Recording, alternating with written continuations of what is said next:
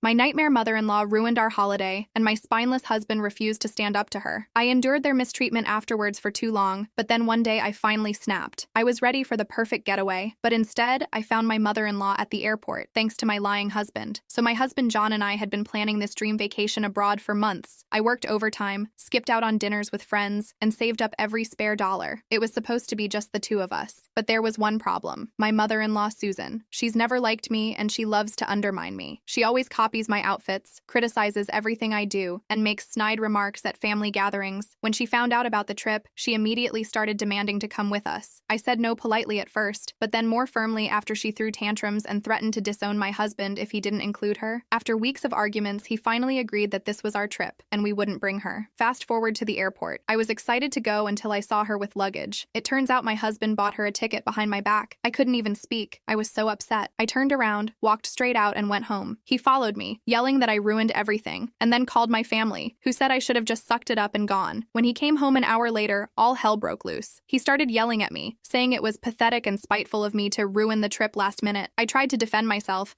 but he just wouldn't stop yelling, and he eventually did something I never thought he was capable of doing. He raised his fist at me, he balled it up and held it in the air, but then put it down. He never laid hands on me in the end, but that single act was enough for me to rethink everything. I told him that if he ever does that again, I was out of this relationship, and he quickly apologized, saying he doesn't know what came over him. For the next few days, the tension in the house was unbearable. John continued to act as though nothing was wrong. He made no real apology or acknowledgement of anything. Instead, he kept insisting that I was blowing things out of proportion. We barely spoke for days, and when we did, it was a surface-level conversation about work or the weather. Then, 3 days after the airport incident, Susan showed up unannounced. I wasn't surprised. She had a way of inserting herself into every situation, even when she wasn't wanted. I opened the door to her standing there with that same smile she always wore when she was up to something. She walked in without even waiting for an invitation, saying she was there to make amends. I braced myself, thinking maybe she'd offer some sort of apology. But no. Instead, she walked into my living room and immediately started rearranging things. She moved my couch, shifted my favorite vase to another table, and even adjusted the picture frames on the wall. I stood there in disbelief, biting my tongue because I knew that if I said anything, it would lead to another fight with John, and I was exhausted. I just wanted peace. So I stayed silent, hoping that once she'd finished her little makeover, she'd leave. But the damage was already done. John came home while she was still there. I waited for him to say something, to defend me, or at least acknowledge that Susan had overstepped. But after he saw the look on my face, all he said was, "She's just trying to help." That was the moment I realized John wasn't on my side. Every time I tried to set boundaries with Susan, he was the one to let her cross them. I thought about confronting Susan and telling her to leave and never come back. It would be no point because John would defend her, just like he always did. That night, I barely got any sleep. My mind kept replaying everything that had happened. The next morning, I decided to take a drive to clear my head. I didn't know where I was going, but I needed to get out of the house. While on the road, I passed a small cafe I hadn't noticed before. Needing a break, I stopped for coffee. As I sat down, my phone buzzed with a message from an old friend I hadn't spoken to in years. She was going through a rough patch in her own marriage and wanted to catch up. I didn't think much of it at the time, but I replied and set up a time to meet later that week. The meeting with her turned out to be eye-opening. She told me about her own struggles with her husband's family, how she'd felt suffocated and neglected. Her story was eerily similar to mine, except she had already made the decision to leave. It was like looking into a mirror of what my life could become if I stayed. She had found happiness again after walking away from her marriage, and for the first time, I started to consider that maybe leaving was an option for me too. A week later was our wedding anniversary. I'd been quietly looking forward to this night despite everything. I'd spent hours planning a romantic dinner, setting up our favorite dishes, lighting candles, and trying to rekindle some sense of intimacy between us. Before I could call for John, Susan showed up again. I don't know how she found out about our plans,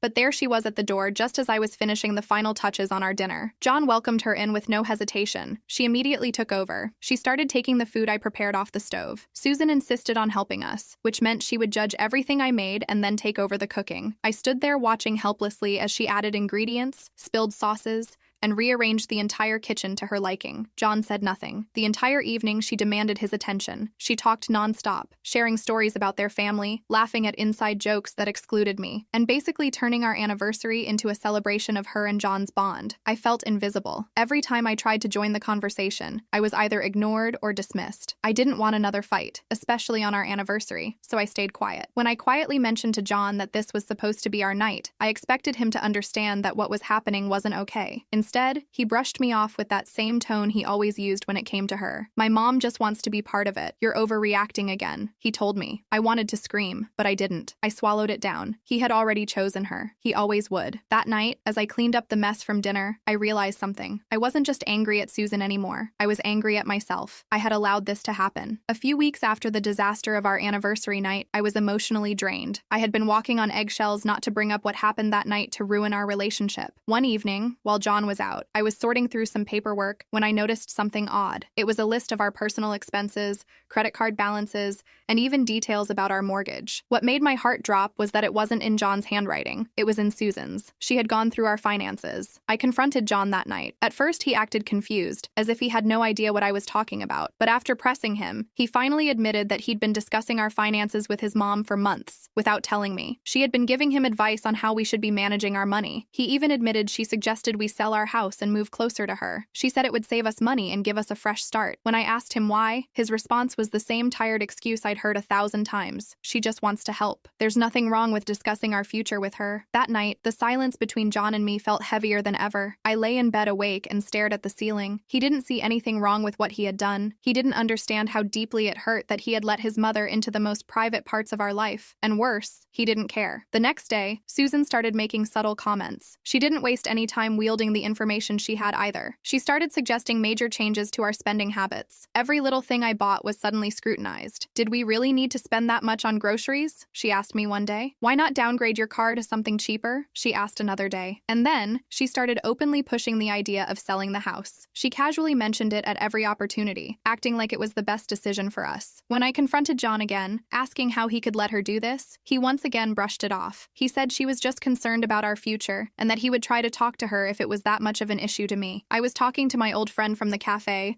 and she said the one thing that she wished she would have tried was therapy. I took that advice, and in a last attempt to save my marriage, I suggested couples counseling to John. Part of me still hoped that maybe John would finally wake up and see what his mother was doing to us. When I brought it up, he looked hesitant, but after some convincing, he agreed to give it a try. That small sliver of hope was enough to keep me going. Things finally started to look up. The day of our first therapy session came, and I was nervous but optimistic. I hoped the therapist could help us finally rekindle the spark that we had before, but just as the therapist called us in, the door swung open, and there was Susan. She walked in, smiling like this was her session too. My heart dropped. I couldn't believe what I was seeing. John had told her everything. He had told her about our decision to go to therapy. I didn't even have to ask. The look on his face said it all. He saw nothing wrong with her being there. In fact, he had probably invited her. My stomach churned as I realized just how deep this went. The session quickly turned chaotic. Susan immediately jumped into the conversation, claiming that she was only trying to be a part of our lives. She explained every boundary she had crossed and every moment she had inserted herself into our marriage, and John sat there nodding along. The therapist tried to mediate and suggested that maybe we needed to set clear boundaries. But John pushed back, saying that I was too sensitive and accused me of trying to isolate him from his family. The therapist's words were drowned out by Susan. I could barely focus. All I could hear was John taking his mother's side. It was too much. I walked out of the session feeling more alone than ever. The glimmer of hope I had felt was gone. The reality hit me hard. John wasn't going to change. No matter how much I begged or how much I tried to make him understand,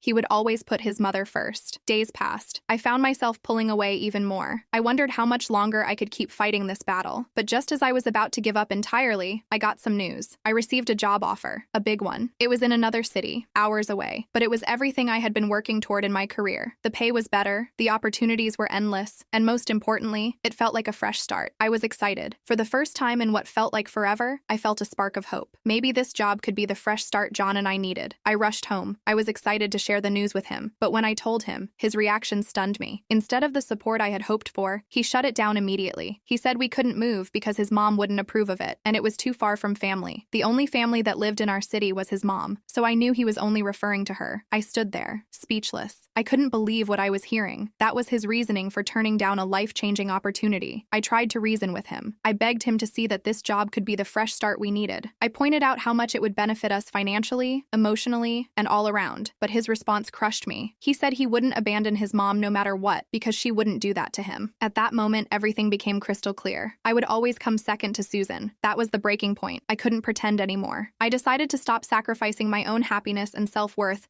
just to stay in a marriage where I clearly wasn't respected or valued. I had fought for so long, but I realized I had been fighting alone. I made the decision to leave. Filing for divorce was one of the hardest things I've ever done, but I knew it was the only way to live the life that I deserved. I sat John down and explained that I couldn't stay in a marriage where I was constantly overshadowed and disrespected. I was made to feel like an outsider in my own home. He didn't understand, of course. He never would. He continued to blame me for the breakdown of our marriage. He refused to see how his own actions and his mother's constant interference had driven us apart, but I was done trying to make him see. The day I left, I felt a strange mix of sadness and relief. It hurt to walk away from the man I had once loved, but at the same time, I felt like a weight had been lifted off my shoulders. I could breathe again. I accepted the job offer in the new city and packed up my things, ready to start over. In the aftermath, John continued to paint himself as the victim and told his family and mine that I had overreacted and that I was the one who had given up on our marriage. But deep down, I knew the truth. I hadn't given up. I had fought harder than anyone should have to, but there comes a point where you realize that you can't change anyone or make someone love you. Moving to the new city was the best decision I ever made. It wasn't easy, but it was necessary. I started my new job, and for the first time in years, I felt like I was living my own life. And even though the scars of my marriage still hurt, I've found peace in knowing that I chose myself. Thank you for watching this video.